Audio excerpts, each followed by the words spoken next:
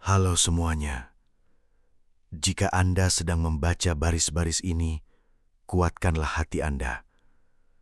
Ada kisah-kisah di Indonesia yang orang-orang hanya berani bicarakan dalam kegelapan.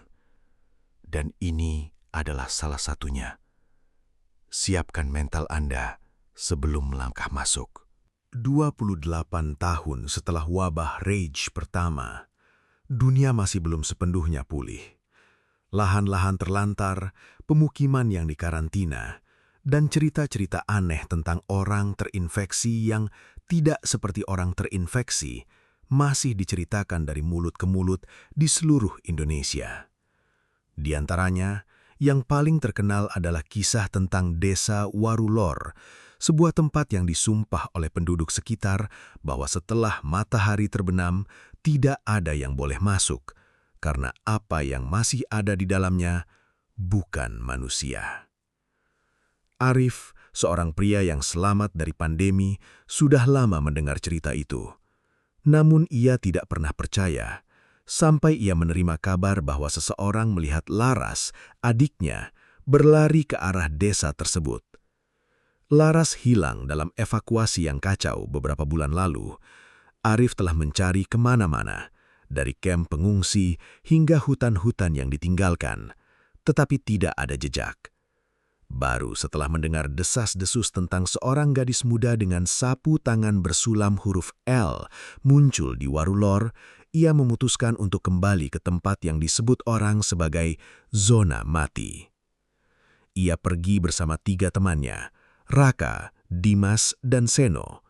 Mereka semua adalah orang-orang yang berpengalaman melewati zona terinfeksi, pernah menyaksikan hal-hal yang tidak bisa dibayangkan oleh orang biasa.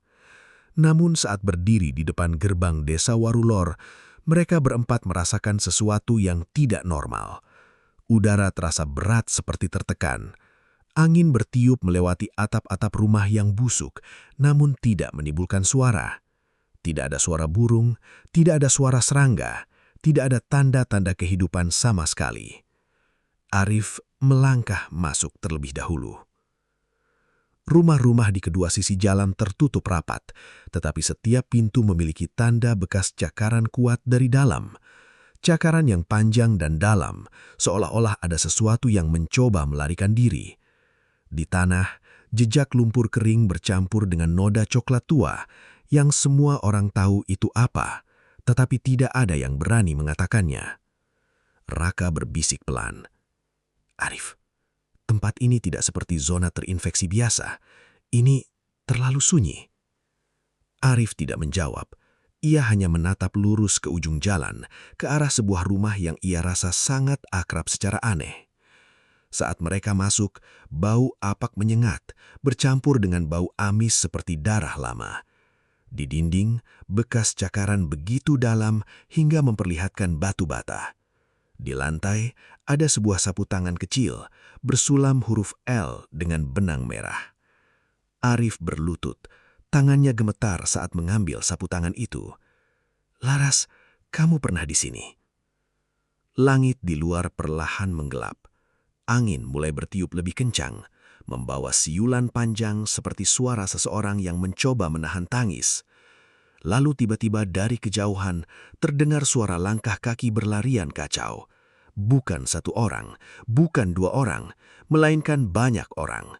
Suara kaki yang menjeret, gemetar, namun serempak seperti sebuah ritual. Bayang-bayang mulai muncul, berdiri berbaris di belakang Laras. Semuanya diam, semuanya menatap Arif dengan mata merah membara yang kosong.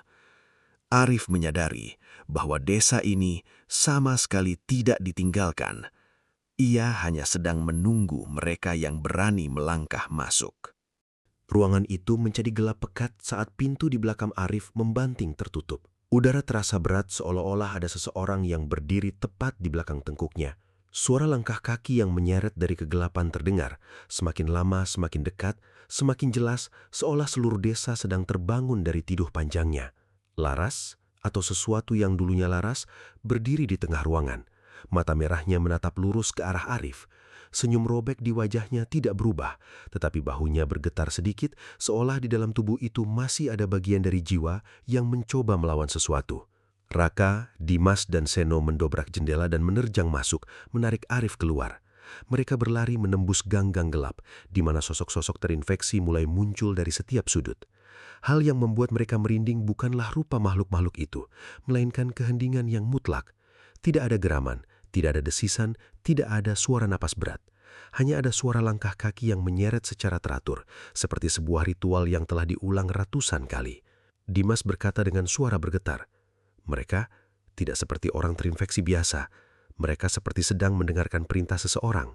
Arif tahu siapa seseorang itu. Kelompok itu berlari ke ujung desa, tempat sebuah jembatan kayu menuju jalan besar berada. Namun saat mereka tiba, jembatan itu sudah lama terputus. Kayu-kayu busuk jatuh ke aliran air yang hitam pekat di bawahnya. Air yang tidak memantulkan cahaya bulan, melainkan menelan apapun yang jatuh ke dalamnya. Seno melihat ke bawah, wajahnya pucat pasi. Tidak mungkin bisa berenang menyeberang. Air ini bukan air biasa.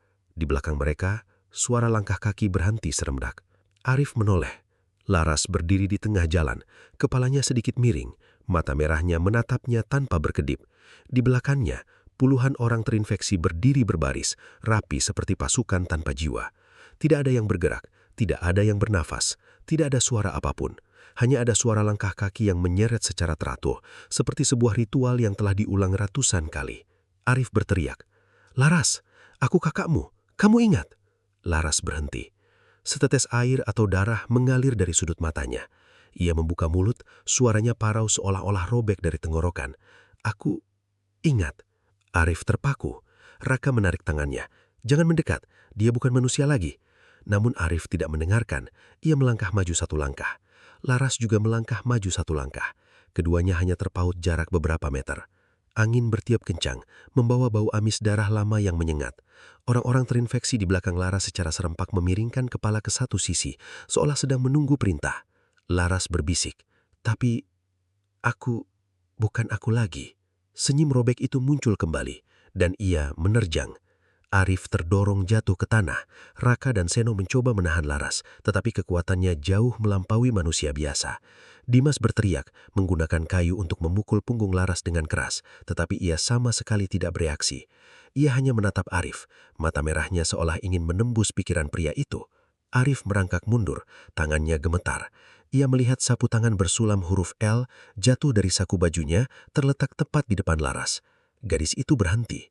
Mata merahnya berkedip pelan sekali, pertama kalinya sejak Arif bertemu dengannya lagi. Ia membungkuk, mengambil sapu tangan itu. Jari-jarinya bergetar. "Abang," bisiknya. Suaranya seperti desau angin melewati celah pintu. "Aku dingin sekali." Arif pecah dalam tangis. Ia mengulurkan tangan, tetapi Raka menariknya dengan paksa. "Jangan, dia sedang goyah. Jika mendekat, dia akan menyerang." Namun Arif tidak mendengarkan. Ia melangkah maju. Laras menatapnya, mata merahnya perlahan berubah menjadi hitam pekat sedalam jurang. Ia mengulurkan tangan, menyentuh wajah Arif dengan lembut. Tangannya dingin membeku, keras seperti batu. Arif menggenggam tangannya, terisak, "Maafkan aku terlambat." Pada saat itu, Laras tersenyum, bukan senyum robek yang tanpa jiwa, melainkan senyum lembut yang pernah Arif lihat saat ia masih hidup. Namun senyuman itu hanya bertahan sedetik. Sesaat kemudian, matanya kembali merah membara. Ia meraung, pertama kalinya mengeluarkan suara seperti orang terinfeksi sungguhan, dan menerjang ke arah Arif. Raka dan Seno menarik Arif lari ke arah hutan, meninggalkan jembatan yang rusak dan desa itu di belakang. Raungan Laras bergema di seluruh Warulor, diikuti oleh suara langkah kaki serempak dari puluhan orang terinfeksi. Kelompok itu berlari hingga kelelahan. Saat mereka menoleh, desa itu sudah tenggelam dalam kegelapan total. Tidak ada lagi yang mengejar, tidak ada lagi yang muncul, hanya ada suara angin yang bertiup melalui pepohonan, membawa suara tangisan yang panjang, tercekik, seolah sedang memanggil nama seseorang. Keesokan paginya, tim penyelamat menemukan 3 pria pingsan di dekat hutan.